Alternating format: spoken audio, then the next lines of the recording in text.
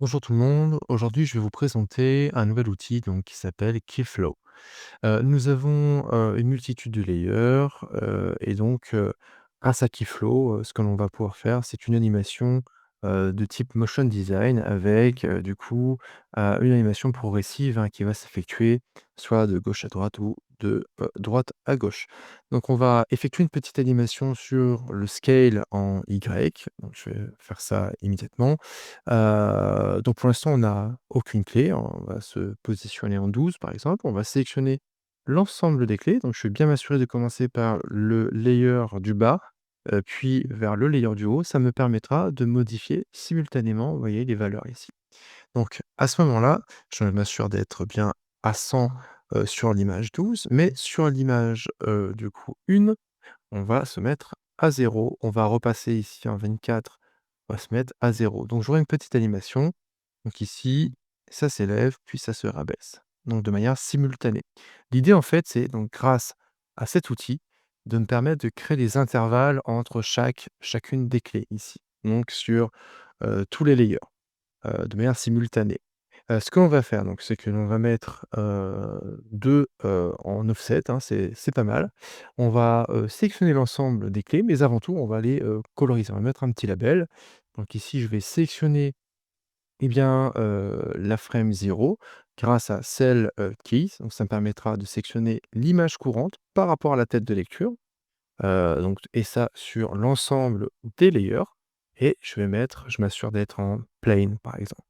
Ici, alors je vais modifier tant qu'à faire, voilà, je repasse en smooth. On va se mettre ici, donc je sélectionne l'image courante, donc c'est-à-dire l'image 1 et on va également donc on va mettre une petite couleur, on va mettre en orange. Je vais faire la même chose pour le reste. Ça me permettra de distinguer les clés. Ici, on va passer en green, pourquoi pas et ici, on va sélectionner les clés, on va se passer en,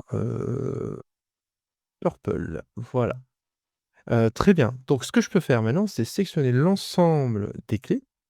On va regarder ça, on fait select all et ici je peux exclure ou inclure l'image 0. Donc par défaut, quand, je décoche, je n'inclus pas l'image 0. Alors il est préférable, je vous conseille, hein, de débuter vos animations toujours à l'image 1, hein, c'est préférable. Ça nous évitera, quelques soucis. Très bien, donc on va sélectionner l'ensemble. C'est possible, hein, bien entendu, hein, on peut tout à fait, déplacer tout le monde, même on aurait, 2 clés collées l'une à l'autre. C'est juste pour ça, en fait. Très bien. On sélectionne tout le monde et il ne nous restera plus qu'à faire un flow layers. Donc flow layers, ça permet de faire une cascade sur les, différentes clés à partir des layers. On verra plus tard dans une autre vidéo comment le faire à partir de bones. Donc je sélectionne tout le monde et je fais flow layers. Ce qui est intéressant, c'est que j'ai créé ici une séquence à partir de la tête de lecture. Alors ici, ma tête de lecture est passée à 24. Mais à tout moment, imaginons si je me suis trompé, je peux décaler et débuter mon animation à l'image 1. Ici, je fais à nouveau Flow Layers. Très bien. Et donc, l'animation va débuter à partir de l'image 0. Imaginons que je souhaite débuter mon animation à partir de l'image 19, enfin de mon layer 19. Il me suffira du coup d'inverser ici en faisant Rev Layers, donc enfin Revert, et on fait Flow Layers à nouveau, et ça va le mettre à jour automatiquement. Donc ici, on change la direction. Voilà. Donc là, je vais de droite à gauche. Voilà. Et si je souhaite inverser à nouveau, je décoche et je fais ici mon animation donc de gauche à droite. Voilà.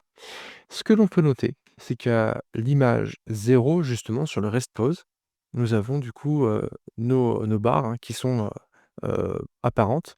On va également, intégralement les mettre à 0. Voilà. Comme ça, on aura quelque chose vraiment de, progressif, dans l'apparition. Alors attention, il faut désélectionner tout le monde avant, puis on va, refaire l'opération. Voilà. Ce qui fait qu'on aura quelque chose qui va être dans l'apparition, puis la disparition.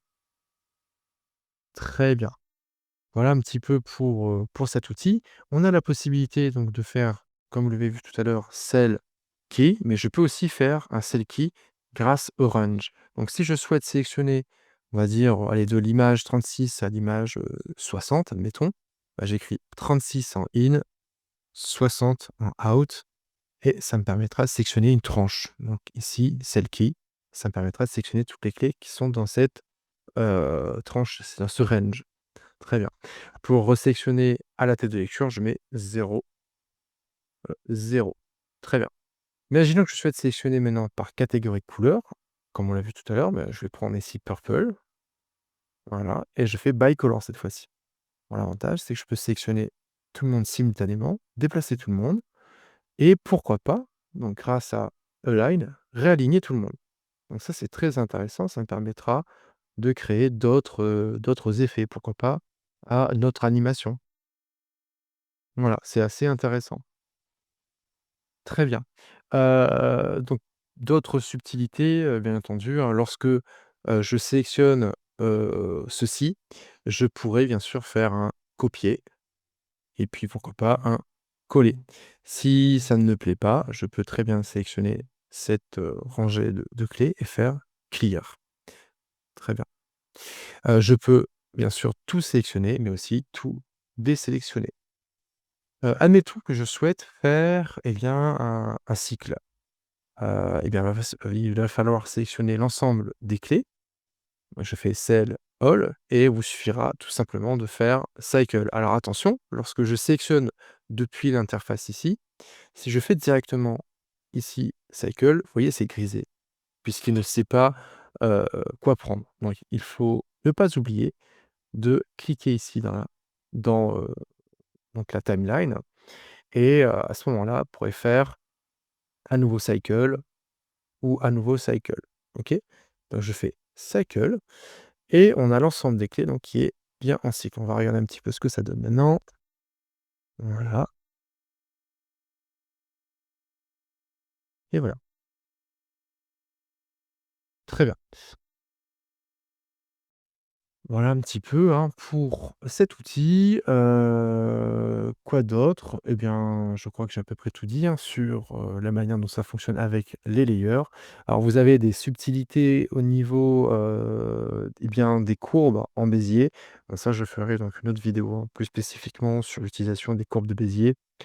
Pour vous permettre, hein, de copier-coller les clés avec ces courbes-là ou, tout simplement de les mettre en crescendo avec, justement toujours le maintien des clés, dans la timeline. Voilà un petit peu. Si vous avez des questions, n'hésitez pas en commentaire et donc je vous dis à la prochaine fois pour un autre tutoriel.